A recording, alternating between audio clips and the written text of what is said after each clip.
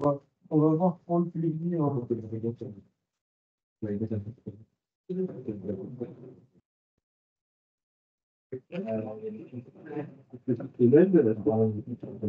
Bonjour, Bonjour.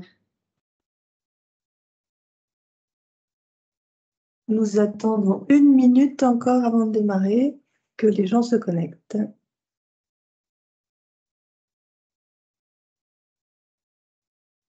Lâcher.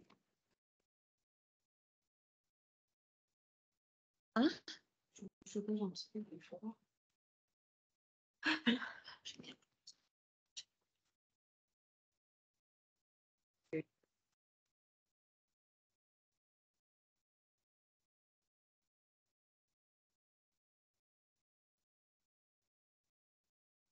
Ok, bon, il est 11 h, on va démarrer.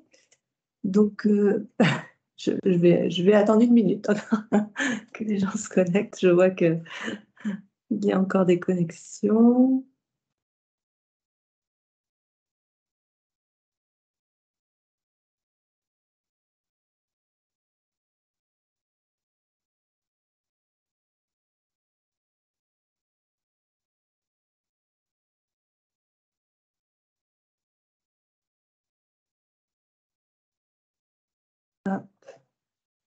C'est très bien, on a du monde.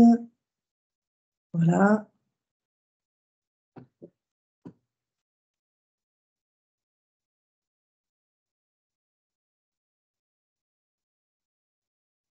Ok. Donc, comme on a un temps quand même, on s'était donné 1 heure et quart pour, voilà, on va rester dans les temps, on va démarrer. Donc, bonjour à tous. Donc, je suis donc Muriel Chabert, en charge de la direction qui porte les services numériques mutualisés à Mégalis Bretagne. Et donc, Mégalis Bretagne est partenaire de dispositifs EDIH qu'on va tout de suite après vous présenter. Et en fait, nous avons proposé aux élus de Mégalis d'être partenaire de ce dispositif puisqu'il permet de bénéficier d'accompagnement sur des sujets alors d'actualité, hein, de transformation numérique, mais aussi sur des sujets de cybersécurité, de sujets qui peuvent parfois paraître un peu loin pour les collectivités comme l'intelligence artificielle, et également l'accessibilité numérique, qui alors là est un sujet, on va dire, plus présent depuis plusieurs années dans les collectivités, mais pas forcément pris en compte, hein, pour différentes raisons. Donc voilà, je ne vais pas être plus longue en introduction pour laisser vraiment la parole aux intervenants et puis aussi avoir, si on le peut, des temps d'échange et de questions. Donc le webinaire est enregistré, donc on pourra le partager ainsi que les supports et les contacts des intervenants. Donc je passe tout de suite la parole à Manon qui va vous présenter le dispositif EDIH. Merci Muriel. Donc, bonjour à toutes et bonjour à tous. Manon Le Yoc du pôle de compétitivité Images et Réseaux. On le sait tous, hein, les enjeux de la digitalisation pour les collectivités sont des enjeux qui sont cruciaux et multiples aussi. Il s'agit de répondre à des exigences d'efficacité accrues dans un contexte où les budgets publics qui sont de plus en plus contraints. Et alors, la numérisation est présentée comme un levier d'optimisation, notamment avec l'intégration d'intelligence artificielle. Mais tout cela doit être opéré aussi dans un souci d'inclusivité et de sécurité pour les citoyens. Et pour aider les collectivités dans ces transformations, la région s'est dotée, avec le soutien de l'Union européenne, d'un dispositif d'accompagnement qui s'appelle EDIH pour European Digital Innovation Hub et qui est porté par un consortium de 9 partenaires qui sont tous des experts dans leur domaine. Je propose… Attendez, j'essaie juste de passer… Voilà, que vous voyez les membres qui sont actifs dans le DIH. Donc, vous avez le pôle de compétitivité, images de réseau, vous avez les technopoles que vous connaissez également, le CNAM, l'IMT Atlantique Biotech Santé, Bretagne, Développement Innovation, le pôle d'excellence cyber, l'INRIA, etc. Et donc, tous ces experts sont à votre service. Le DIH, c'est vraiment un guichet unique qui va s'adresser à la fois aux collectivités, aux organismes publics, mais aussi aux entreprises de vos territoires et toutes ces entreprises qui sont dans des secteurs clés de l'économie bretonne. Grâce au soutien de l'Union européenne, eh bien, vous pouvez bénéficier pour chacun des services de tarifs réduits. Je vais vous proposer tout de suite de découvrir ces services en commençant avec celui qui est porté par le pôle d'excellence cyber et qui vous sera présenté par Olivier Point. Je pense que je vais reprendre la main sur la présentation. Est-ce que j'ai la possibilité de partager ma présentation? Parce que j'ai l'impression que celle qui est présentée n'est pas la bonne. Donc, si vous me permettez, je vais essayer de faire en sorte de pouvoir présenter cette présentation. C'est pas le bon après vérification. 30 secondes.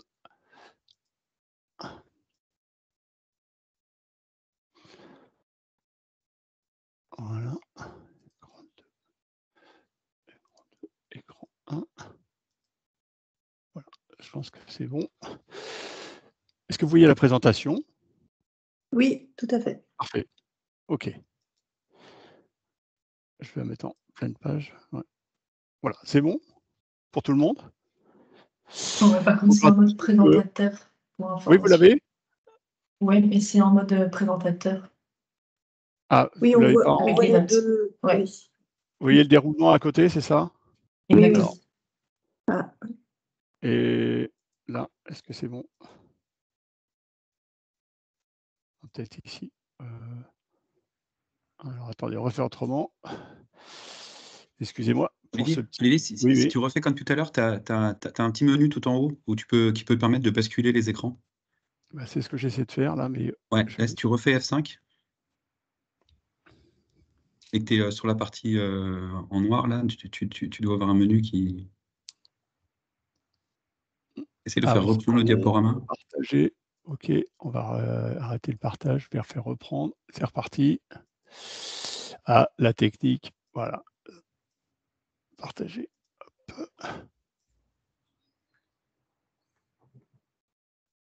Hop. C'est mieux. Voilà, donc c'est parti. Je vois. Est-ce que c'est mieux là? oui. Vous voyez? OK, Ouais, c'est bon. parfait. Donc, excusez-moi pour ce petit dérangement technique, parce que la présentation n'était pas forcément la bonne. Je suis Olivier Gouin, je travaille pour le pôle d'excellence cyber et donc je suis en charge du programme DIH Bretagne. Le pôle d'excellence cyber donc intervient, comme vous l'avez vu dans le consortium, sur ce segment de cybersécurité. En préalable, je voulais juste vous rappeler quelques éléments de contexte, en quoi la sécurité est très, très importante au niveau des collectivités, puisqu'on s'aperçoit qu'elle est la cible de nombreuses attaques, hein. On considère aujourd'hui qu'une attaque sur 4 en France cible les collectivités. On l'a vu, hein, pour différentes raisons, hein. Il y a énormément d'informations importantes et précieuses pour à la fois la cybercriminalité, mais aussi il y a d'autres enjeux dans les communes. Elles sont de plus en plus interconnectées et donc pour ça aussi, ça peut être des vecteurs ou des sujets de blocage si on a besoin de déstabiliser ou de bloquer le pays. C'est vraiment quelque chose qui est très, très sensible. Ce qui est intéressant de constater dans la petite étude et les quelques chiffres que je vous ai mis en préalable, c'est de voir effectivement que les communes ou les collectivités elles-mêmes ressentent cette menace très très forte. Donc maintenant, va être question surtout de leur vulnérabilité et comment elles vont s'adapter à ça pour être le moins vulnérables possible. Dans une petite enquête également, on peut noter que les collectivités se sentent un petit peu démunies parce que certainement insuffisamment formées à ces sujets ou préparées. Donc on verra dans la présentation, le CNAM a une offre dans le programme de formation assez importante. Et puis j'ai rappelé quelques petits chiffres récents. Hein. Plus près de nous, on a deux communes, Morlaix et Béton, qui ont fait l'objet d'attaques assez importantes là, en cette fin d'année dernière. Et un dernier point, c'est que les collectivités, les communes, les communautés de communes, les métropoles plus généralement, ont déjà des problématiques de réglementation et de normalisation. Elles doivent se conformer à pas mal de choses. Et prochainement, il y en a une qui arrive à l'initiative de l'Europe, qui s'appelle la NIS 2, c'est sa deuxième version. Et là, on verra effectivement prochainement, dans son déploiement, la qualification des collectivités, soit en entité essentielle, soit en entité importante, ce qui signifiera, des plus grosses vers les plus petites, la nécessité de pouvoir s'élever en maturité en matière de cybersécurité.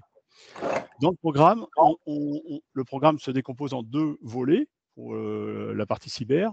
On démarre une première phase et un premier volet par un diagnostic. Il est important de partir d'un état des lieux. Donc ça, c'est la première phase du dispositif, pour ensuite accompagner dans le programme toute la remise à niveau, toute l'amélioration, toute la remédiation, comme on dit, voilà, en matière de sécurité. Donc on verra, il y a un catalogue d'offres de services au niveau DIH qui est extrêmement important. Il y a plus de 80 offres de services. Et en matière de cyber, ce catalogue est enrichi sur un certain nombre de points. Comment se déroule un diagnostic ou un état des lieux? Il se déroule en 4 phases. Évidemment, une petite phase de prise de connaissance globale, de préparation des actions qui vont être mises en place. La seconde phase consiste à venir sur place et en parallèle déclencher une analyse de surface d'attaque externe, c'est-à-dire qu'on va venir voir de l'extérieur à l'aide d'outils automatiques et même avec une démarche manuelle, un peu plus en profondeur, comment la collectivité est peut-être sensible ou vulnérable vue de l'extérieur. Donc ça, c'est des éléments qu'on va déclencher et on va se déplacer sur place pour pouvoir mener des entretiens, prendre connaissance un peu de la situation et on le verra sur des référentiels qui sont internationaux et importants. L'intégralité de ces éléments-là sont consolidés dans une 3e phase. Et derrière, la plus importante, c'est qu'on vous amène une restitution de tous ces éléments qu'on vous explique par le menu et ce qui permet de construire aussi une feuille de route qui sera le point de départ de la mise en place de la remédiation. Ça dure 3 jours. Le diagnostic, ça c'est une autre vue, donc analyse de surface, il y a 166 points de contrôle, on se fonde sur des... Oui, allô? Oui, ouais, salut. Ça va et toi? Un micro ouvert en fait. Alors, on a un micro ouvert. Ouais. Vous entendez? Oui. Ok. Là, c'est une autre vue un petit peu du déroulé sous une autre forme pour vous dire que on s'appuie là sur des référentiels notoires, hein, l'ISO 27000 qui est une référence en la matière, norme internationale, les préconisations du guide d'hygiène de l'ANSSI, hein, 43 mesures, et puis au fur et à mesure, on installe des référentiels qui vont sortir. On parlait tout à l'heure de la NIS 2. Lorsque son détail sera validé et son application française sera validée à partir du 2e semestre de cette année, on intégrera ces points-là, ce qui permettra d'être aussi en conformité lorsqu'on aura nécessité pour une commune de se conformer à la NIS 2. Voilà. L'outil nous permet, après ça, comme je vous le disais, dans une phase de restitution, de vous donner énormément d'éléments, des éléments très synthétiques, mais aussi des éléments extrêmement détaillés, hein, donc, ce qui permet d'avoir une vision pour un pilotage assez haute des écarts possibles, dans le détail des éléments de vulnérabilité, et derrière ça, évidemment, une feuille de route qui va nous permettre de régler tous ces points et de co-construire avec la commune ou la collectivité en fonction de ses priorités, de ses moyens, le meilleur chemin et la meilleure solution pour remédier à tout ça. Dans l'accompagnement, on a vu tout à l'heure l'EDH, mais ça sera détaillé par le menu tout à l'heure. On a des offres de services, notamment en formation la possibilité de tester des plateformes sur la valorisation de données et autres, donc des choses très, très spécifiques. En matière de cyber, on a ajouté dans le programme un catalogue de prestataires. On a à peu près 110 prestataires, 600 prestations qui viennent s'ajouter au possible pour pouvoir amener, en fonction de ce qu'on a décelé, des solutions pratiques, de proximité et économiquement correspondant aux priorités de la commune en question. Je passe assez vite. Évidemment, pour démarrer, on a besoin de quelques petits documents. Donc, on a un petit set de documents, puisqu'on fait des choses, notamment de l'analyse de surface d'attaque externe, et on a nécessité de disposer d'accords préalables de la commune pour pouvoir nous autoriser à regarder de manière distante leur perméabilité de l'extérieur. Enfin, ça je vous l'ai mis, vous l'aurez dans le support. On a déjà près de 150 diagnostics réalisés avec la méthodologie et l'outil que nous opérons. Donc on a des retours très très positifs. À noter d'ailleurs que lorsqu'on fait le diagnostic, on a une possibilité de s'étalonner vis-à-vis des autres aussi. Donc ça donne un repère. C'est pas inintéressant d'avoir cette information. C'est pas capital, mais c'est pas inintéressant de pouvoir mesurer aussi à l'échelle d'un territoire sa position vis-à-vis des autres. Quelques arguments. Donc la solution, elle est immédiatement opérationnelle. Hein. On peut engager très rapidement un plan de remédiation pour pouvoir améliorer notre niveau de sécurité. Le pôle d'excellence cyber est assez bien connu et ancré au niveau Bretagne, mais aussi nationalement et internationalement. L'outil, la méthodologie qu'on exploite est agile, c'est-à-dire que, comme vous l'avez compris, au fur et à mesure de l'évolution des réglementations, on va s'adapter. Donc, évidemment, dans le monde des collectivités territoriales, s'il y a de nouvelles réglementations, on saura s'adapter aux référentiels qui sont en place. Des référentiels déjà très, très bien, très connus. Et puis, un déroulement très, très court, hein, comme vous l'avez vu, pour pas prendre trop de ressources ou trop de temps et désorganiser la commune ou la collectivité qu'on diagnostique. Et un point aussi important, on est capable de faire un mixte distanciel et présentiel. Donc, l'outil nous permet aussi de faire des choses de manière distante. Donc, ça optimise la démarche. Et un rappel, mais ça, c'est tout l'enjeu du programme, c'est-à-dire que l'Europe co-investit justement à cette montée en maturité pour les collectivités. Voilà. Donc, je suis à votre disposition pour répondre aux questions s'il y en a.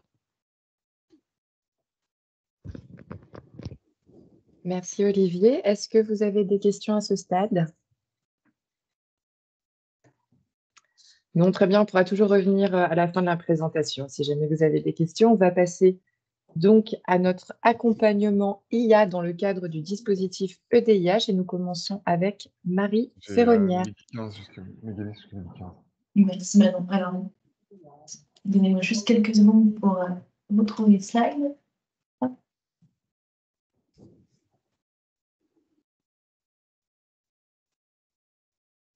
Est-ce que vous pouvez juste me confirmer qu'elles apparaissent en pleine page? Oui. Est-ce que c'est bon pour les slides? Oui, très bien, merci.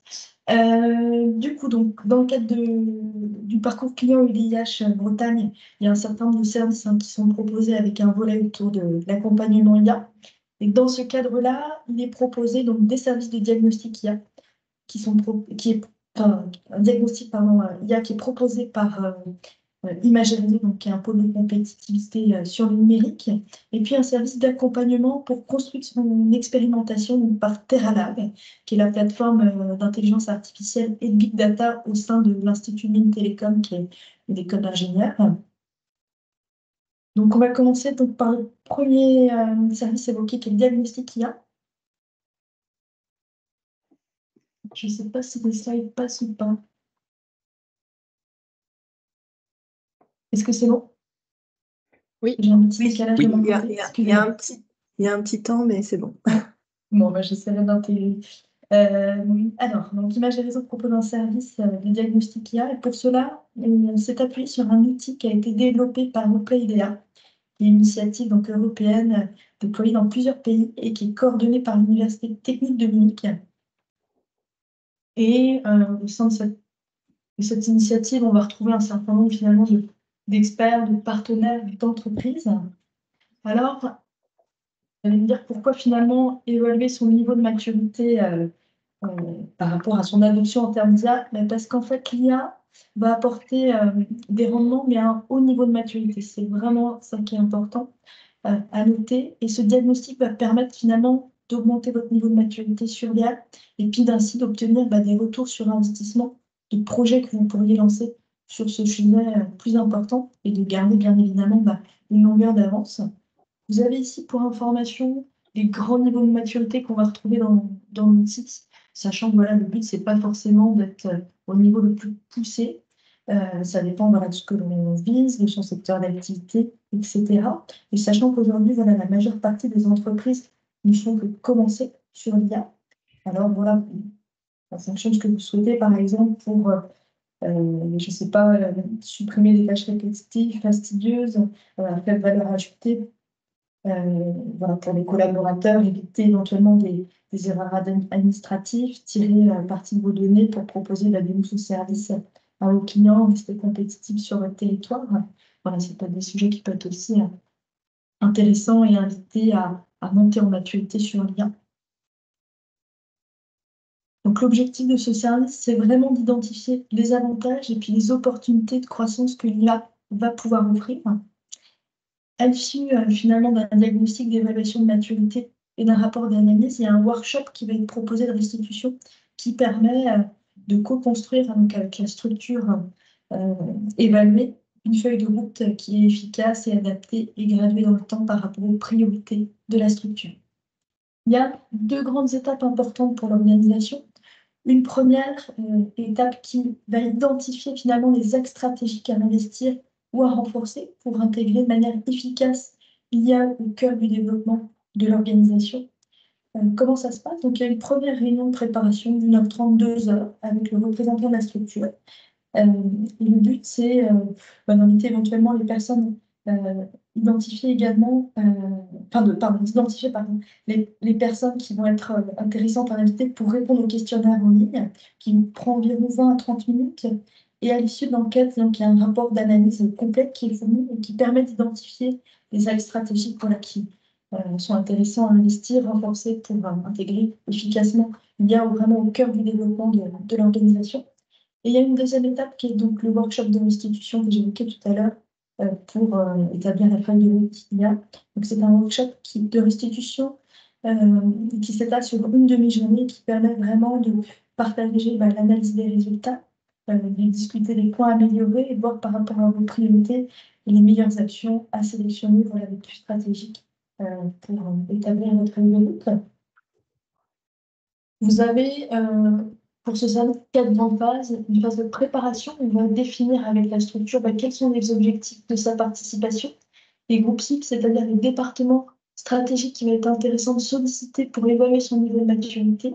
Une phase d'exécution, où là, les personnes vont être invitées donc, à répondre au questionnaire en ligne. Ensuite, il est clôturé. Il y a une phase d'analyse de notre côté des résultats obtenus, avec un rapport complet qui est effectué. Et puis une phase d'interprétation des résultats, de présentation des résultats, et puis une discussion des points améliorés. Vous avez pour information, donc en bas de cette slide, le coût associé. Le coût global du service, c'est de 3 000 €. Et finalement, le reste à charge pour l'entreprise avec l'aide de l'IA, c'est de 1 000 € au total, sachant que le service est composé d'un service, donc d'un premier service qui est le rapport d'analyse qui s'élève à un coût de 1 500 € qui peut être commandé seul et qui a un reste à charge de 500 €, et le workshop qui est recommandé mais pas obligatoire, 1 500 €, donc avec un reste à charge de 500 € avec l'aide de l'IH. Pour information, donc c'est un outil qui a été développé, je ne vais pas m'étaler là-dessus, mais avec vraiment un haut niveau de sécurité en termes de protection des données. Vous avez ici les différents domaines, les dimensions stratégiques qui ont été évaluées dans le questionnaire, la vision d'entreprise, la stratégie d'entreprise. Est-ce qu'il y a une stratégie qui a été définie? Est-ce qu'elle est alignée avec la stratégie globale de la structure? Est-ce qu'il y a des cas d'usage qui ont déjà pu être identifiés? Est-ce qu'ils sont hiérarchisés en termes d'importance? Quels sont les facteurs favorisants en termes de culture d'entreprise, de gestion des données, de gestion des talents, etc.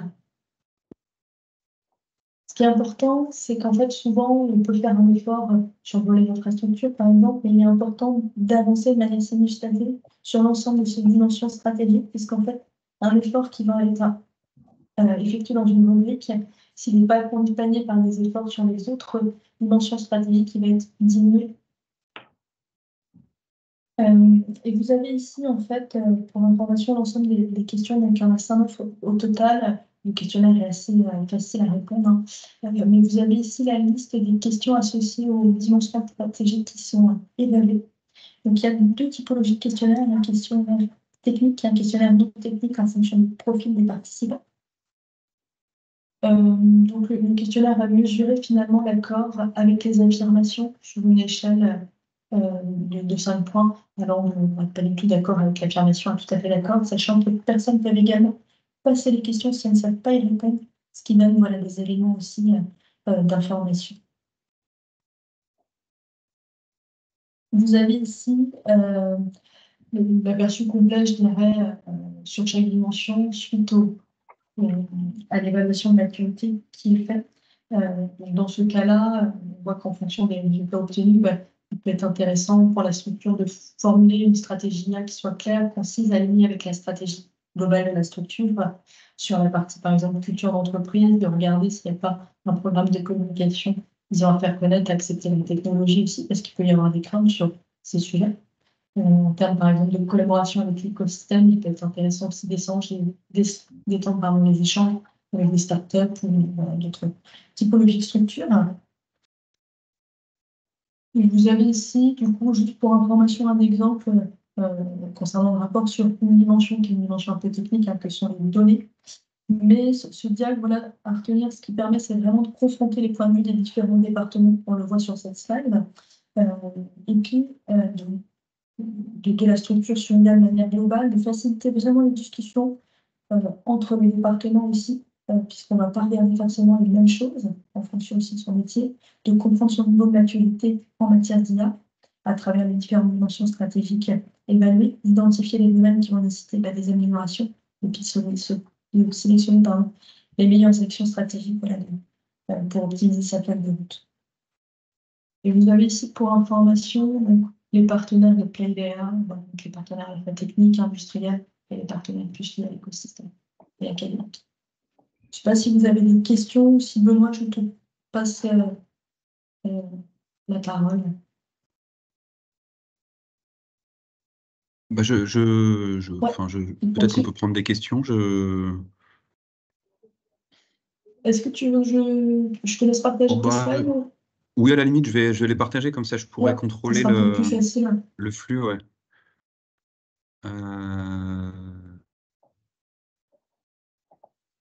Alors, je vois qu'il y a une question. Oui, Non, voilà. je devrais les voir. Ah, il y avait une question, pardon. Bonjour à tous. Je voulais savoir si la présentation est plus liée aux entreprises, donc TPE, PME, ou également à destination des collectivités, puisque les collectivités et l'IA n'est pas forcément très développée. Donc, est-ce que c'est plus pour les entreprises ou plus pour les collectivités? Elle s'adresse vraiment à ces deux typologies d'organisation.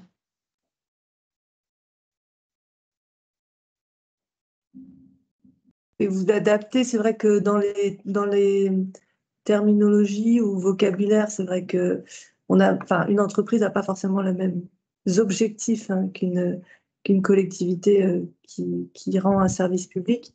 Oui, mais voilà, ce que vous indiquez, c'est déjà que ce diagnostic est transposable à une organisation publique, en fait. Oui, complètement.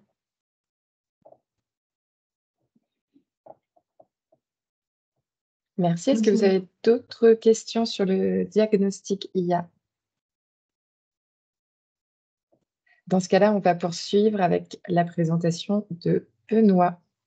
Très bien. Et je pense que vous voyez la slide, la première slide, enfin, j'espère. Donc Marie a expliqué justement comment on allait faire un diagnostic IA, diagnostic qui va justement mettre en lumière certains enjeux et certaines choses qui peuvent justement vous projeter en avant. Moi, je vais vous parler d'une étape qui du coup va suivre l'étape de diagnostic.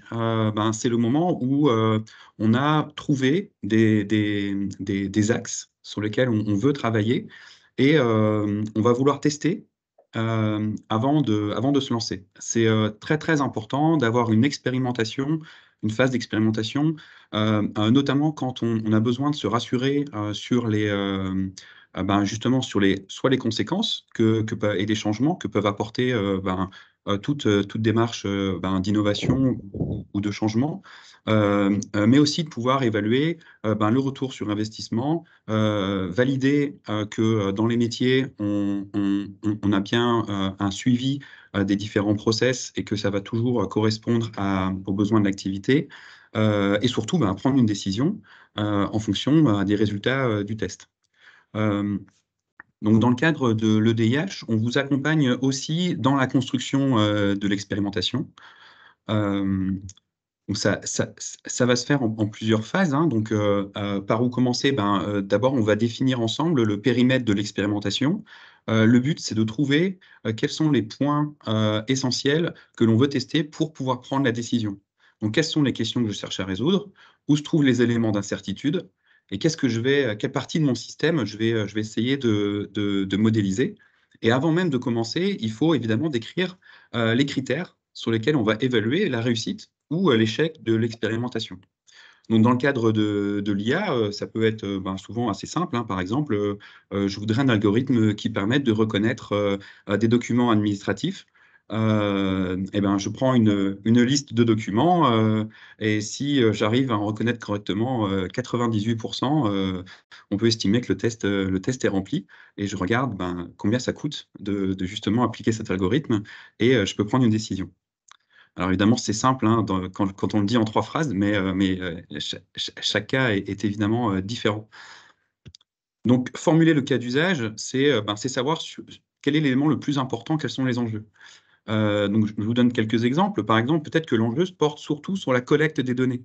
On sait qu'on veut travailler sur des données nouvelles, on ne sait pas comment on va pouvoir y accéder. Donc, on a plein de solutions qui nous proposent des monts et merveilles, mais on ne sait pas exactement si la donnée sera disponible dès le début. On peut travailler sur les flux de traitement. On a des données qui ne sont pas encore qualitatives, et donc c'est ça qu'on veut tester. On veut vérifier qu'on est capable de fusionner des données ou de les assembler pour que les algorithmes d'IA puissent travailler convenablement, améliorer les résultats. Évidemment, on peut travailler sur un modèle d'IA. On a des données.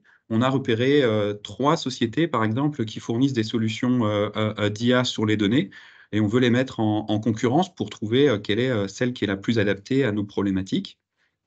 Ou alors, on veut entraîner un nouveau modèle sur des nouvelles données, et donc on veut vérifier les performances de ce modèle.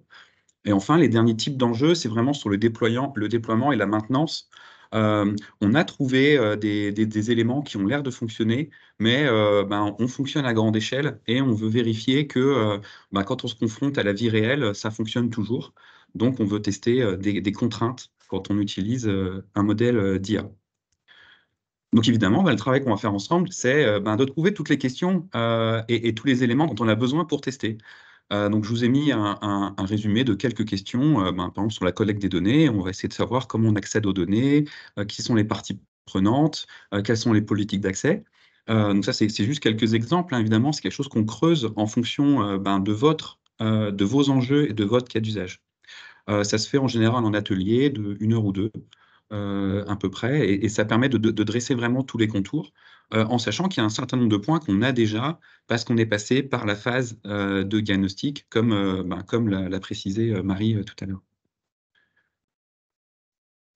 Donc on exprime le besoin, on repère les données, ensuite on formule le cas d'usage, et puis l'étape 3, on le réalise. Donc c'est toujours la même équipe qui est là, hein. Ça peut être moi ou mes collègues. Et ensuite, on va essayer de mettre en place donc, la réalisation, donc soit parce qu'il y a des transferts de données à faire, soit parce qu'on veut tester une solution. S'il y a des questions juridiques à lever au préalable, on peut vous accompagner aussi sur ces points-là. On fait le suivi. Si vous êtes en contact avec plusieurs prestataires, on peut justement organiser des points avec les différents prestataires pour justement suivre l'évolution et les résultats. Et à la toute fin de l'expérimentation, on se remet autour de la table et on évalue les performances et on regarde le retour sur investissement. Alors, où tester? Donc, évidemment, on vous accompagne. Donc là, c'est de l'accompagnement, mais on peut aussi vous proposer une infrastructure qui peut permettre de garder le contrôle sur les données, sur les autorisations, les usages. Donc, ça veut dire que si vous avez des données qui sont sensibles, vous pouvez les héberger sur la plateforme TerraLab. Donc, elles sont chez un tiers de confiance. Voilà, on est une université, notre actionnaire, c'est l'État. Donc, il n'y aura pas de risque de fuite quand les données sont chez nous. Et on peut du coup gérer les accès pour permettre à des prestataires extérieurs de venir travailler. Donc, on propose aussi des ressources de calcul pour qu'ils entraînent leur modèle sur vos données, mais dans un lieu neutre et souverain. On peut aussi, du coup, dupliquer plusieurs environnements s'il y a besoin de les mettre en concurrence. Et on peut aussi vous faire des recommandations pour tester la mise en œuvre dans un univers clos qui vous permettra de pouvoir travailler sur les résultats de l'IA sans avoir à se poser des problématiques de sécurité ou autres. Donc ça, j'en ai parlé. On peut évidemment bouger un peu tous les paramètres. On peut avoir des GPU, du CPU, avoir des grandes bases de données. Et l'ensemble de la sécurité de l'infrastructure est assuré par notre équipe, donc vous n'avez pas à vous en soucier. Quelques exemples, parce que c'est souvent beaucoup plus simple quand on voit des exemples. Donc, un premier cas d'usage, la détection de fraude. Donc, on avait une PME qui est dans le prototypage pour l'assurance maladie. Elle veut détecter des fraudes parce qu'elle a des jeux de données. Elle voit plusieurs actions et elle essaie d'identifier celles qui ne sont pas normales. Donc, ils ont des jeux de données évidemment sensibles, parce qu'on est dans le domaine de l'assurance. C'est des données personnelles.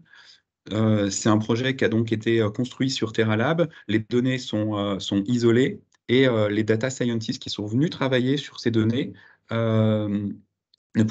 pouvaient faire tourner leurs algorithmes dessus, mais ne pouvaient pas les télécharger. Donc, on avait une isolation qui était forte, mais ça a quand même permis de faire venir plusieurs types de talents, on va dire, qui travaillaient sur ces données pour aller évaluer les différents algorithmes. Un autre exemple, donc là, c'est une société qui fait de l'édition dans le monde de la BD, qui du coup a une banque d'images finalement, qui est sous copyright, avec des bulles. Et la spécificité des bulles, c'est que quand on doit reconnaître pour faire de la traduction, par exemple, des textes, évidemment, toutes les solutions de documents administratifs ne fonctionnent plus parce que le texte peut être un peu partout et avec parfois même uniquement en majuscules. Donc, il fallait évaluer plusieurs algorithmes de reconnaissance de caractères pour trouver et même améliorer celui qui serait le plus adapté pour la BD. Et donc là, les deux enjeux étaient, on a toujours des données sensibles parce que les images, d'ailleurs, j'ai fait exprès de flouter celles-là, elles sont sous copyright, on ne peut pas les utiliser directement, il ne faudrait surtout pas qu'elles fuitent, sinon c'est tout un patrimoine qui partirait dans la nature. Et on a besoin d'avoir des environnements qui soient similaires, tester différents algorithmes et s'assurer qu'on choisit le meilleur, pas parce qu'il y a une meilleure machine derrière, mais parce que c'est vraiment le plus performant dans des conditions similaires. Un autre exemple qui est plutôt lié à la sécurité. Donc là, on travaillait avec la BNF, donc qui a des serveurs sur lesquels il y a énormément d'accès. Donc, ils ont des logs et ils avaient besoin de les analyser en grande quantité pour d'un côté surveiller la sécurité de leur application et aussi pouvoir étudier les parcours des utilisateurs sur le site sans utiliser les données personnelles des comptes et les recherches associées. Donc là, en l'occurrence, sur un gros jeu de données qu'on On peut évidemment pas copier partout et pas envoyer à tout le monde.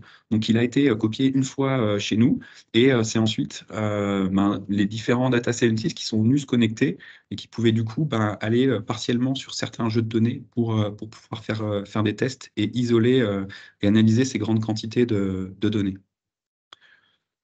Un autre exemple, mais cette fois-ci avec évidemment plein d'acteurs et plein de données différentes. Là, c'est dans le domaine de la santé. Donc, on travaille sur un projet avec des CHU qui sont dans différents pays, avec donc des règles de propriété intellectuelle et des règles de consentement sur les données personnelles qui peuvent être différentes. Et donc, pour qu'on puisse entraîner des algorithmes d'IA, il faut que ces jeux de données soient agrégés. Et donc, pour les agréger, il y a différents traitements qui sont faits, notamment pour que les données arrivent à un endroit central. Donc, elles sont anonymisées. On a pas mal de parties prenantes et on a pu gérer du coup les différentes autorisations pour qu'à la fin, il y ait un algorithme qui puisse être développé pour travailler sur la détection d'anomalies cardiaques. Et enfin, la collaboration en data science. Pendant 5 ans, La Poste a exposé ses données d'acheminement de courrier. Donc voilà, à chaque fois qu'il y avait un courrier qui allait dans votre adresse, avec votre adresse, il partait d'une boîte aux lettres et il passe par plusieurs centres de tri et puis il arrive finalement dans votre boîte aux lettres. Il y a eu pas mal de travaux qui ont été justement élaborés sur les processus d'acheminement. Donc, il y a un jeu de données qui était chez nous. Et pendant 5 ans, à tour de rôle, il a été mis à disposition de différents acteurs qui ont du coup eu des droits pour s'y connecter, travailler, développer des algorithmes d'IA pour apporter des nouvelles solutions pour optimiser justement ces routes d'acheminement. Donc, il y avait plusieurs choses sur ce petit projet. C'est que on avait donc une partie qui était celui qui donnait les données et qui voulait obtenir des résultats. Donc là, optimiser les routes d'acheminement. Et des sociétés qui venaient travailler une par une. Alors évidemment, les sociétés n'ont pas forcément envie d'aller donner leur algorithme d'IA directement à la Poste. Par contre, ça les intéresse de travailler sur les données. Et les données de la Poste, elles ne peuvent évidemment pas partir dans chaque entreprise parce qu'elles évoluent et elles sont mises à jour quotidiennement. Donc, ça représente une assez grosse masse. Pour tous ces exemples que je vous ai présentés, la durée était assez variable. Donc, on a des expérimentations qui ont duré 2 ou 3 mois. On a des expérimentations qui ont duré 6 mois. Et on a aussi des expérimentations qui ont duré sur plusieurs années, mais par petits bouts qu'on a pu découper et conduire avec des partenariats parfois un peu plus longs. Dans les expérimentations, on a évidemment à chaque fois le duo données et IA dont je parlais tout à l'heure. Et c'est ce point-là qui est important aussi. Justement, l'expérimentation peut venir de celui qui a les données. Elle peut venir de celui qui a l'algorithme d'IA qui veut le tester vers d'autres données. Donc, tous ces couples-là et toutes ces situations doivent être bien analysées au début de l'expérimentation pour pouvoir en tirer le meilleur bénéfice. Voilà. Merci Benoît. Est-ce que vous avez des questions? Dans ce cas-là, nous allons poursuivre avec l'offre de formation de l'EDIH portée par le CNAM et présentée par Florian Blondet. Alors, bonjour à toutes et à tous. Je vais mettre en place le partage.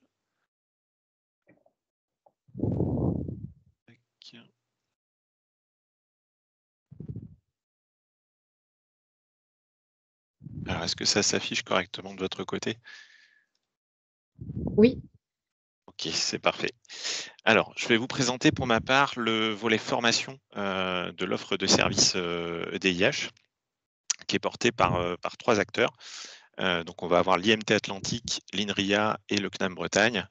Et on va avoir un découpage en différents formats de cette offre de formation. Alors, ça va démarrer tout d'abord par les MOOC, qui sont des Massive Open Online Courses. Alors pour ceux qui connaissent, donc également ceux qui ne connaissent pas, ce sont des cours gratuits et libres d'accès qui sont mis à disposition sur une période donnée sur 2 plateformes ici qui vont être FunMOOC pour France Université Numérique et Coursera. Et donc, on va être sur des cours qui vont plutôt être sous un format auto-formation. C'est mis à disposition sur la période et vous travaillez sur ces supports-là quand vous le souhaitez. Donc, on a 5 premiers MOOC qui vont être ici sur le domaine des technologies réseau, un MOOC sur la technologie blockchain, 2 qui vont être sur l'Internet des objets et un dernier tous les premiers ici sont proposés donc, par l'IMT Atlantique et le dernier proposé par le CNAM sur le chat GPT et l'intelligence artificielle, mode d'emploi pour managers et RH. Donc, suite à ça, on va retrouver une offre de formation courte avec un objectif ici de montée rapide en compétences. Donc, on est sur des formations qui vont être sur une durée d'une demi-journée à 2 ou 3 jours en fonction des contenus. Ce sont des formations qui peuvent être proposées en inter-entreprise ou éventuellement en intercollectivité ou intra en fonction du volume de personnel qui sont concernés. Donc, la première d'entre elles va porter sur la prévention en cybersécurité, risques et bons usages. Donc là, on est sur un public, donc tout public ayant accès à un système d'information. C'est une formation qui va se tenir sur une demi-journée, présentielle ou distancielle en fonction de la programmation. Et l'objectif ici va être de former donc les salariés à la compréhension de la cybermenace et l'acquisition de bonnes pratiques. Alors, par exemple, ça peut porter sur comment définir un mot de passe solide, comment reconnaître les pièges du phishing, réagir à une alerte d'usurpation d'identité, ce type de cas de figure. La formation suivante, donc, elle porte sur la sécurité informatique, risques, conséquences et mesures de protection. Donc, au niveau du public, ici, on est sur toute personne en charge de la sécurisation d'un système informatique ou souhaitant être sensibilisé à la maîtrise des risques cyber. Alors, cette fois, on est sur une formation qui est sur 2 jours en présentiel uniquement. Et l'idée va être ici de former donc, les responsables aux méthodes de prévention des risques de cybersécurité. On va avoir une formation suivante qui, elle, va porter donc, sur le règlement général de protection des données personnelles. Donc ici, ça concerne donc toute personne concernée par le traitement des données personnelles. Ça peut être au niveau des services RH, marketing, comptabilité, etc. On est cette fois sur un format 2 jours présentiel ou distanciel, en fonction de la programmation ici. Et l'idée va être de partir d'exemples concrets des principales mesures qu'il convient de mettre en place pour la protection des données. Donc, suite à ça, on a une formation donc, sur les bonnes pratiques pour sécuriser un parc informatique. Donc là, c'est destiné à toute personne assurant le rôle d'administrateur système ou réseau ou ayant un niveau de technicien informatique. Format de 2 jours ici également, présentiel ou distanciel. Et donc l'idée est de partir d'exemples concrets sur les principales mesures qu'il convient de mettre en place pour sécuriser donc, les postes informatiques. Donc, la formation suivante est sur la gestion d'une crise, donc savoir gérer une crise. Elle va concerner toute personne en charge de la sécurisation d'un système informatique ou souhaitant être sensibilisée à la maîtrise des risques cyber. Donc là, l'idée est de définir le rôle que chacun va devoir jouer dans la chaîne de sécurité dans le cadre d'une crise cyber. Et la dernière d'entre elles, c'est sur la cybersécurité pour managers et avant-vente. Là, le public est directement désigné au niveau de l'intitulé de la formation.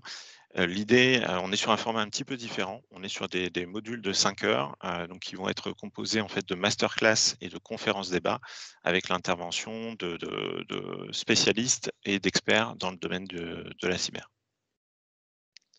Ça nous amène ensuite donc, au format suivant, donc, qui est sur les formations hors temps de travail. Donc ici, on est sur des formations de 30 à 60 heures. Donc c'est des formations qui sont sur une durée qui est un petit peu plus longue. Elles sont échelonnées sur un semestre. Donc, les semestres qui sont présentables, donc c'est octobre, janvier et février, juin. On ne va pas avoir besoin d'être disponible à plein temps sur l'ensemble de cette période, bien entendu. On va être sur en fait, des formations qui vont être majoritairement asynchrones, avec un enseignant-tuteur en fait, qui va diriger chacune de ces formations en mettant en ligne de manière hebdomadaire des supports de cours, des exercices et qui va organiser donc, des webconférences. Donc, les conférences vont se tenir le soir en semaine ou le samedi, parce qu'à la base, on est sur une logique donc hors temps de travail. En revanche, on est sur des conférences qui vont être systématiquement enregistrées. Donc, ce qu'il faut retenir ici, c'est qu'on va pouvoir travailler au moment où on le souhaite sur ces formations. Il va simplement falloir fournir un effort continu sur l'ensemble des semestres. Donc, ça permet ça derrière d'avoir une montée en compétences approfondie et qui va s'effectuer dans la durée. Un petit point supplémentaire ici, c'est que chacune de ces formations va faire l'objet d'une évaluation en fin de semestre, si on le souhaite. Évaluation via un examen sur table ou un dossier. Donc là, c'est l'enseignant qui dirige la formation qui va le préciser. Et ça va permettre, si nécessaire, d'obtenir du coup une attestation permettant d'attester, de prouver l'acquisition des compétences apportées dans le cadre de la formation. Donc, on va retrouver ici 21 formations qui vont être réparties au sein de 5 thématiques. Donc, c'est la cybersécurité, la technologie des réseaux, système réparti et cloud, l'intelligence artificielle et le marketing digital. Et donc, ces formations hors temps de travail, elles vont être constitutives derrière si souhaité. Donc ça, c'est un objectif qui est plutôt à moyen long terme, donc qui ne va pas systématiquement s'appliquer, mais elles vont être constitutives en fait de certificats de compétences ou de spécialisation. On va retrouver une liste ici des certificats concernés, voire de diplômes. Ça peut être une licence en informatique ou un diplôme d'ingénieur en informatique parcours cyber, par exemple. Et donc là, on va être sur des objectifs qui, pour les certificats, vont être plutôt d'une durée de 6 mois. Et pour les diplômes, on va être sur plusieurs années de formation. Ça peut être sur de 2 à 3 ans, en fonction des cas. Donc, on est sur des projets qui sont un petit peu plus complexes, qui nécessitent un positionnement préalable. Donc là, on reste en contact. Moi, je suis bien évidemment disponible pour vous accompagner sur le positionnement en fonction des profils de personnel qui sont concernés et planifier ces actions de formation dans la durée. Derrière ça, donc, on va retrouver enfin l'offre de formation proposée par l'INRIA. On va être sur des formations courtes ici qui vont être spécialisées. Alors une première qui est destinée aux dirigeants des structures. Et donc là, l'idée va être de les accompagner donc, sur les mutations à venir liées au changement dans le domaine du numérique pour pouvoir mieux anticiper ces mutations. Et on va avoir ensuite 4 formations courtes qui vont porter sur des outils spécialisés qui sont listés ici. Donc on a Coq, Faro, Scikit-learn et Sofa, qui sont en général connus des personnes qui vont être amenées à utiliser ces outils, avec différents formats de modules qui vont être sur des profils débutants ou des profils avancés dans certains cas, et des durées qui vont varier d'1 à 2 journées. On n'a pas ici un détail complet de l'ensemble de l'offre de formation. Je ne suis pas revenu sur vraiment l'ensemble des programmes parce que ce serait assez long. Il y a évidemment un catalogue de formation qui est à disposition. Alors, soit catalogue dont vous disposez déjà, sinon il ne faut pas hésiter à le solliciter, bien entendu, et on va retrouver l'ensemble du détail à ce moment-là. Je vous remercie pour votre écoute. Vous avez, si besoin ici, mes coordonnées qui s'affichent si vous avez des questions qui viennent suite à ce webinaire ou si vous souhaitez recevoir le catalogue de formation en question. Donc, je ne sais pas s'il y a des questions qui se posent sur ce qui vient d'être présenté là.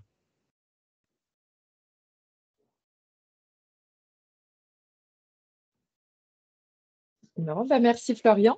On va passer à la suite et à notre dernière intervention qui porte sur l'accessibilité numérique avec Paul Thébault de Coworkit. Bonjour. Je ne sais pas si vous pouvez partager du coup le PowerPoint que j'ai préparé. Je ne suis pas sur Windows actuellement et l'affichage des PowerPoint en dehors de Windows.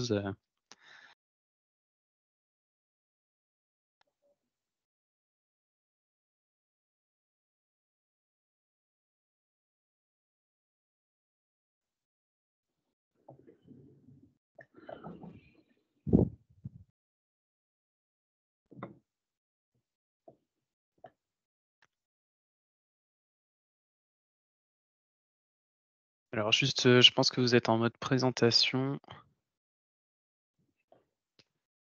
Est-ce qu'on a justement tout le déroulé?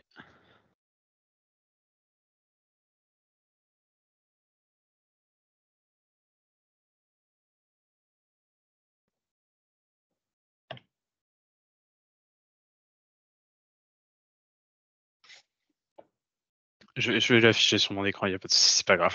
Hop, il y a peut-être quelques petites polices d'écriture qui vont pas passer, c'est pas bien méchant. Hop, je vous demande 2 petites secondes.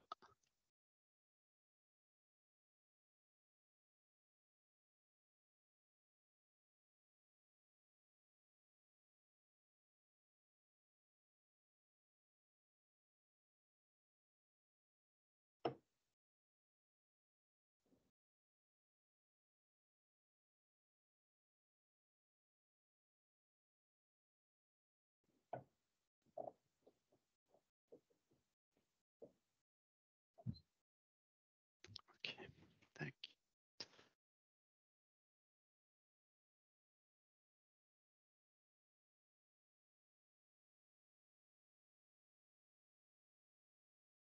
Est-ce que vous voyez mon écran? Oui. OK, super. Donc, désolé pour le petit inconvenu. Bonjour à tous, je m'appelle Paul Thébault et je suis référent développement informatique et accessibilité numérique au Coworkit. Donc le Coworkit, c'est un centre d'innovation sur le handicap qui est basé à Ploemeur, au centre de rééducation de Carpap, dans les locaux, vraiment du centre. Et qui a vocation à accompagner en fait, désolé, des diapositives qui passent toutes seules. Qui a vocation à accompagner aussi bien des entreprises que justement, des collectivités, des établissements de santé et des associations, sur pas mal de volets en lien avec l'innovation et le handicap.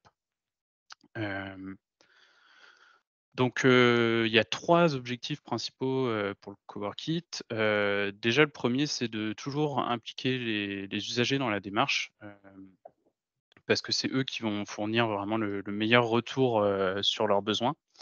Hem, on a aussi pour objectif de fédérer un certain nombre de compétences dans un lieu unique. Aujourd'hui, je vous parle de l'accessibilité numérique, mais il y a pas mal d'autres compétences, notamment sur les volets réglementaires, sur les études cliniques, sur de l'impression 3D, de l'aide à la communication et cetera. Bref, pas mal de domaines techniques en lien avec le handicap. Et le but justement à terme, c'est du coup d'accélérer en fait le développement de solutions innovantes, en associant justement les usagers, des moyens plus techniques et organisationnels, autour de tout ça. Et donc pour ça, il y a de la mobilisation d'experts bien sûr, donc moi j'en fais partie avec la casquette, accessibilité numérique, mais il y a aussi accès à des moyens et des outils, pour arriver à ces objectifs-là. Hem, En matière d'accessibilité numérique, on propose plusieurs prestations. Peut-être une chose que j'ai pas précisée, on est une SCI, donc société coopérative d'intérêt collectif. Voilà, c'est un modèle de société qui a quand même, son importance, pour nous, dans nos valeurs. Et on est financé par, notamment du coup, France 2030, territoire d'innovation, donc la Banque des territoires, donc l'État, la région, l'agglomération, le centre de Carpap et le groupe Viv3 Bretagne, Biotech Santé Bretagne, l'UBS, la CCI, le Crédit Mutuel Arkea et la ville de Ploemeur. En matière d'accessibilité numérique, désolé, j'y reviens. Ce qu'on propose, donc il y a plusieurs types de prestations. La première peut-être, c'est je suis désolé, je vais mettre comme ça parce que sinon j'ai mes diapositives qui passent toutes seules, j'ai pas changé les transitions, désolé. La première, c'est, une partie, co-conception. Donc on a pas mal de contacts avec des associations sur le territoire, notamment sur le territoire de Lorient Agglomération. Et du coup, on propose, de co-concevoir en fait donc de rédiger, d'aller faire une étude des besoins auprès des usagers, puis de rédiger en fait un cahier des charges, hem, qui est co-construit avec les usagers pour la réalisation d'une plateforme, numérique accessible. Donc en veillant à ce que justement le cahier des charges vise bien à répondre aux besoins des usagers. Hem, on se base ensuite, généralement sur ces cahiers des charges pour, un deuxième modèle de prestation qui est le développement de plateformes numériques. Je précise que là-dessus, on ne fait pas des plateformes, vitrines. Le but, c'est pas de faire un site, d'une seule page qui juste présente, par exemple, pour citer un exemple, une entreprise ou quelque chose comme ça. Le but, c'est vraiment de faire des plateformes métiers qui répondent à un besoin. Je citerai quelques exemples tout à l'heure. Et puis, il y a un troisième volet qui est plus là, l'accompagnement sur les audits d'accessibilité, où en gros, on va soit proposer en fait la réalisation d'audits. Donc un audit, c'est un audit réglementaire qui suit la norme française, donc le RG2A, le référentiel général d'amélioration de l'accessibilité, et qui vise à tester un certain nombre de critères en fait pour vérifier qu'un site web est accessible au plus grand nombre et inclusif.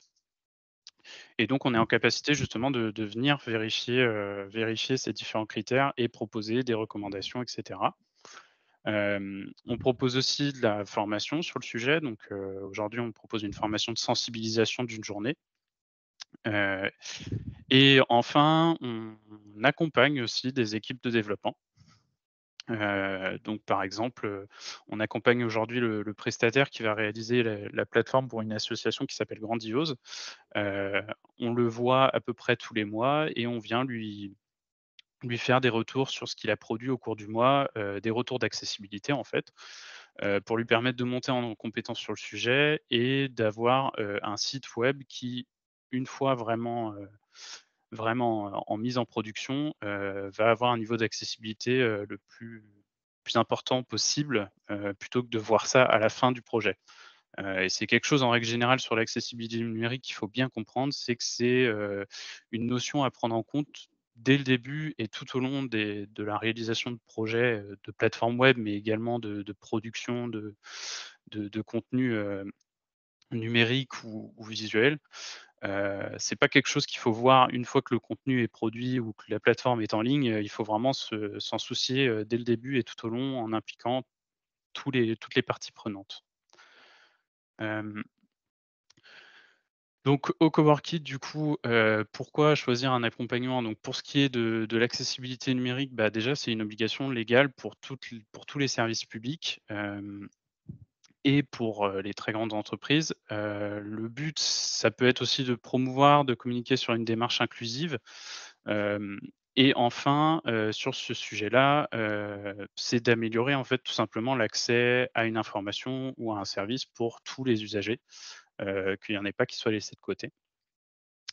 Et pour les plateformes web, le but, comme je le disais précédemment, c'est de vraiment réaliser des plateformes web, répondant à un besoin spécifique, pas juste présentant un service ou quelque chose comme ça, qui permettent justement, bah, de standardiser des processus, des flux de données avec, de la vérification via le numérique, de la gestion de tâches automatisées, par exemple des rappels ou ce genre de choses, via des emails, des SMS et cetera.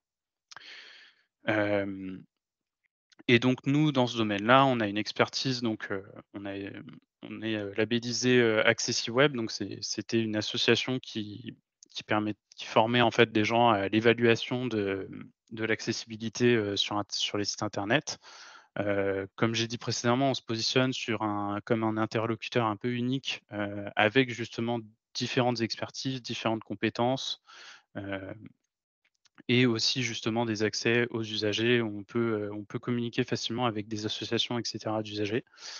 On a une bonne expérience déjà avec, aussi bien des collectivités, mais aussi des établissements de santé, des entreprises, en matière de développement de plateformes et d'accompagnement.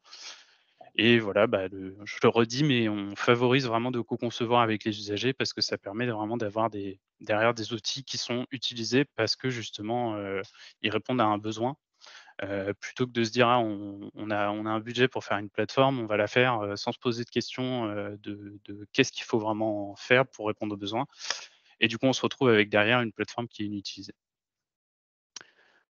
Pour pour citer quelques exemples de ce qu'on est en matière de faire, on travaille aujourd'hui avec Lorient Agglomération sur le développement d'une plateforme, web qui permet de répertorier l'offre de loisirs, de mobilité, donc de culture, de sport et cetera, au sein de toute l'agglomération, de tout le territoire de l'agglomération, donc sur laquelle on a d'abord eu une étude, des besoins auprès des usagers du territoire, la définition d'un cahier des charges. Aujourd'hui, on a réalisé, la plateforme. Il y a une première version qui va être, bientôt disponible pour le grand public et qui va être présenté aux usagers. Et on travaille également en ce moment à la connexion d'un calculateur d'itinéraire sur cette plateforme-là pour pouvoir fournir un outil de navigation aux personnes justement pour se rendre de chez eux à une activité par exemple.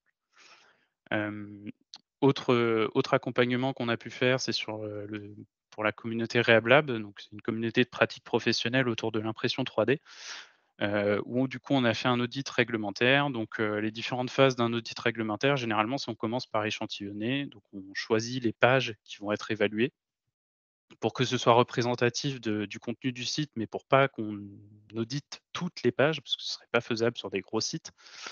On réalise un premier audit, qu'on appelle un audit initial, qui va proposer du coup un certain nombre de recommandations, de correctifs, etc. Il y a les correctifs qui sont réalisés, puis on réalise un audit final, donc qui permet de vérifier en fait que les recommandations ont bien été prises en compte et également qu'il n'y a pas de régression, donc de retour en arrière ou de nouvelles problématiques.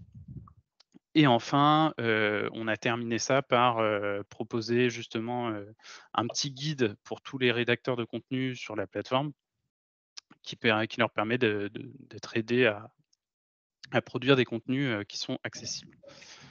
Voilà, et je pense que niveau de timing, je suis un peu short, donc je vais passer sur le dernier exemple très rapidement.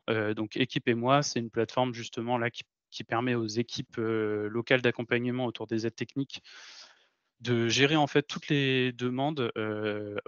À une époque, les demandes étaient faites via un document Word qui était rempli par la personne, qui était envoyé par mail à une équipe via une adresse mail spécifique par département, etc. Et aujourd'hui, on est sur justement une plateforme web avec un formulaire de demande. Fonction de l'adresse de la personne, la demande est redirigée à la bonne équipe départementale.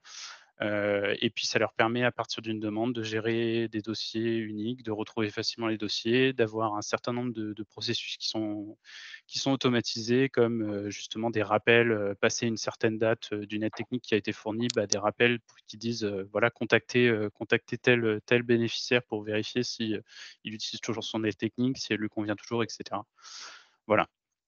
Et puis il y a aussi des SMS automatisés pour rappeler aux bénéficiaires des rendez-vous qu'ils peuvent avoir avec les professionnels, ce genre de choses. Voilà, ça a été assez rapide, désolé, mais le temps le forçait. N'hésitez pas si vous avez des questions. En tout cas, merci de votre écoute. Merci Paul.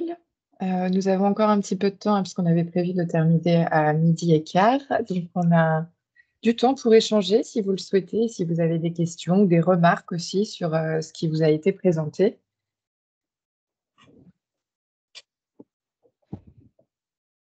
Alors peut-être sur le la dernière présentation, je ne sais pas si il y a un retour d'expérience sur la durée d'accompagnement pour l'audit justement d'une plateforme web ou d'un site web. Donc c'est vrai que je suppose que c'est en lien avec le nombre de pages à auditer, mais est-ce qu'il y a voilà, il faut prévoir une journée, 2 journées? Est-ce que on a une fourchette aussi de coûts de prestations? C'est vrai que sur les autres présentations, on avait eu quelques exemples de tarifs. Oui, c'est vrai que j'ai pas cité d'exemple de tarif, je suis désolé. Alors déjà, je précise, avant même de parler de ça, de répondre vraiment à la question. Pour ce qui est de la formation de sensibilisation, on est sur un coût de 600 € hors taxe par stagiaire et c'est une formation de 7 heures en une journée, actuellement en visio. Et du coup, pour ce qui est des audits, ça va en effet beaucoup dépendre de la taille du site. Généralement, nous, pour faire un audit initial ou final, pour vraiment, du moment où on a un échantillon qui est choisi et du coup, on réalise en fait l'audit de chaque page et on vient faire un rapport, et cetera, avec les recommandations. Ça nous prend, on va dire, à peu près une semaine, pour faire cet audit-là. Pour un site, on va dire, moyen, qui est pas très simple, mais qui est pas non plus, Facebook, on va dire. Sachant que quand même en amont en amont de cet audit-là, il y a l'échantillonnage, donc il va falloir choisir, des pages, donc ça demande quand même un peu un temps d'exploration. C'est ce qui généralement nous permet aussi de faire un devis et de chiffrer à combien, l'audit va monter. On se dit généralement aussi qu'un audit, initial avec un audit final où le site n'a pas évolué si ce n'est les correctifs, on chiffre ça aux alentours pour justement ce genre d'audit, aux alentours de 15 000 à 20 000 €, hors taxes, pardon. Et voilà, et donc en amont, il y a l'échantillonnage, donc ça peut prendre à peu près une journée de venir choisir, les bonnes pages et cetera et de venir explorer le site. Parce qu'il faut savoir qu'il y a aussi, tous les contenus vidéo, les contenus, documentaires, donc par exemple des PDF et cetera, sur un site doivent aussi être accessibles, donc ils doivent aussi être vérifiés, d'où le temps, nécessaire à l'échantillonnage. Et du coup, à l'issue de l'audit initial, bah, là, il y a un temps où c'est, vraiment le client concrètement qui doit venir faire les correctifs. Il faut savoir que quand on fait un audit, on vient faire des recommandations techniques, mais on ne vient pas faire de correctifs. Les technologies web sont tellement variées qu'en fait, on n'a pas une expertise dans toutes les technologies web possibles. On a une expertise en accessibilité et du coup, on propose des recommandations liées à l'accessibilité. Et derrière, c'est vraiment le client qui va faire ses correctifs avec, par exemple, son équipe ou avec son prestataire. Et donc ça, bah, ça dépend complètement du client en matière de délai. Mais généralement, du coup, on attend que tous les correctifs soient faits avant de faire un audit final, sinon ça n'aurait pas trop de sens, quoi. Voilà, j'espère que ça répond à la question. Merci. Est-ce que sur les tarifs indiqués tiennent compte des réductions qu'il peut y avoir via l'EDIH? Non, pardon, je suis Oui. vraiment désolé, mais j'ai égaré, cette diapo-là quand je l'ai envoyée. On avait une diapo justement avec les tarifs réduction comprises et je les ai égarés. Et ben voilà, il faudra juste me la transmettre, comme ça je la transmettrai aux participants qui auront ces éléments-là Pas de financiers. souci, pas de problème, je fais ça sans faute. Vraiment désolé. Merci.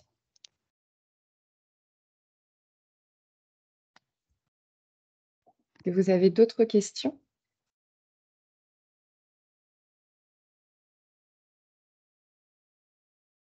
Apparemment, non. C'est que les présentations étaient très claires et que vous avez à présent toutes les informations au sujet de l'EDIH et de l'accompagnement qui est proposé dans la transformation numérique, dans la cybersécurité, l'intelligence artificielle, l'accessibilité du numérique. Voilà, vous avez tous les éléments en main. On est tous à votre disposition aussi si vous souhaitez avoir plus d'informations, si vous souhaitez aussi savoir les opportunités qu'il pourrait y avoir pour les entreprises de vos territoires, parce que comme vous l'avez compris, on s'adresse aux organismes publics, mais également aux entreprises. Donc, n'hésitez pas à nous solliciter aussi dans ce sens-là. Et je vous remercie à tous de votre participation. Donc, je récupérerai donc les supports. Là, le webinaire a été enregistré, donc on pourra aussi partager le replay, notamment à des personnes qui n'ont pas pu se connecter ce matin. Donc, on partagera tout ça à nos collectivités. Merci. Merci à tous et puis bonne journée. Merci Bonne journée. Bonne journée. Merci. Au revoir. Merci.